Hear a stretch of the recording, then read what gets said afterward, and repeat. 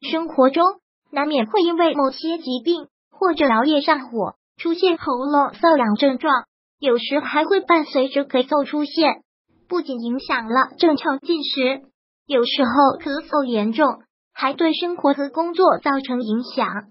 对于喉咙瘙痒症状，可能是慢性的咽喉炎引起的，需要及时查清具体原因，对症下药，以免病情进一步发展。喉咙痒咳嗽应该怎么办？一、如果是上火引起了喉咙痒，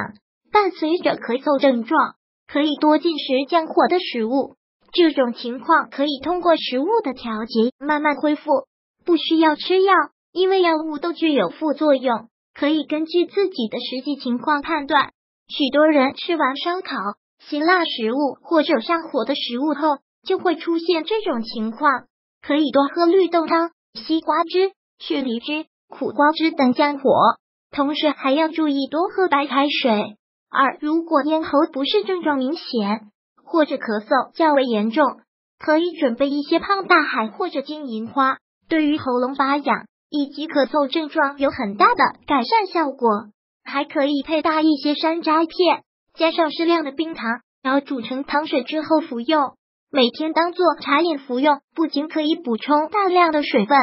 并且还能够滋润喉咙，咳嗽症状就会减轻。三、喝上一些蜂蜜，对于咽喉的不适症状有很好的效果，可以在喉咙发痒咳嗽时喝上一小纯蜂蜜，注意不要加任何的水，因为粘稠的纯蜂蜜能够滋润喉咙，在经过喉咙的过程中，发痒症状就会减轻，慢慢咽下去的时候，慢性咽炎可以得到缓解。因此，建议患有慢性咽炎的患者，平时可以多喝上一些纯蜂蜜。四、对于环境寒冷或者空气干燥引起的喉咙发痒或者咳嗽，应该注意保暖，同时室内的环境要保持湿润。人处于干燥的环境中，不仅会影响喉咙，呼吸道了也会受到影响，严重时还会皮肤干燥粗糙。因此，室内环境要保持一定的湿度，最好在室内放上绿色植物，加上空气加湿器。冬天外出时注意颈部的保暖，可以缓解寒冷引起的喉咙不适。五、喉炎发作也会导致喉咙发痒以及咳嗽，可能是工作压力过大、经常熬夜引起的，